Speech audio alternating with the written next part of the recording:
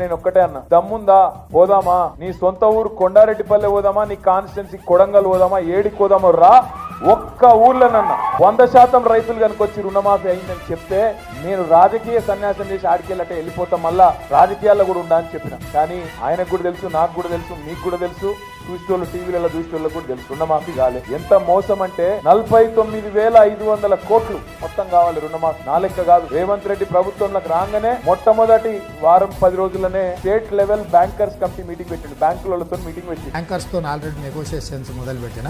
నేను రైతుల కోసం ఒక కార్పొరేషన్ ఏర్పాటు చేసి ఈ టోటల్ లో నా కార్పొరేషన్ కి ట్రాన్స్ఫర్ చేసుకుంటాను. ఎంత కావాలి పైసలు రుణం మాఫీ చేస్తాను, 2 లక్షల రుణం. వాళ్ళు చెప్పిండ్రు 49,500 కోట్లు సార్ అని చెప్పారు. ఏమైందో ఏమో తెలియదు, 10-15 రోజులకు రేవంత్ రెడ్డి ఎక్కడో మాట్లాడుకుంటే చెప్తున్నాడు, ఒక్క సంవత్సరం మేము కడుపు కట్టుకుంటే చాలు 42,000 కోట్లు మాఫీ చేస్తాను. దోపిడీ చేయకుండా ఒక్క సంవత్సరం నేను కడుపు కట్టుకుంటున్నాంటే ఆ 40,000 కోట్ల రూపాయలు బ్యాంకులకు ఎడవసేతో చెల్లిస్తాను. నేను 7,000 కోట్లు అప్పటికే ఎగిరిపోయింది. 10 రోజులకే మార్చిన ఆయన 7,000 కోట్లు ఎగిరిపోయింది. ఒక 15-20 రోజుల తర్వాత క్యాబినెట్ లో పెట్టి రుణమాఫీ 42,000 కోట్లు, ఆయన సడన్ గా 31,000 కోట్లు, 11,000 కోట్లు అక్కడ పోయింది. మళ్ళా తర్వాత బడ్జెట్ లో పెట్టింది, బడ్జెట్ 26,000 కోట్లే అన్నారు. మరి ఏడవైంద్ర ఆయన 49,000 కోట్లు 26,000 కోట్లు ఎట్లయింది అంటే చెప్పడానికి ఎవరు రెడీగా లేరు. ఆ 26,000 కోట్లలో కూడా ఈ రోజు అరాచకం ఏంటంటే ఇప్పటి వరకు రైతుల ఖాతాల్లో పడ్డది 12-13,000 కోట్లు దాటలేదు. ఏ ఊళ్ళో కూడా 30-35% కంటే ఎక్కువ రుణమాఫీ కాలేదు. ఇది వాస్తవమా?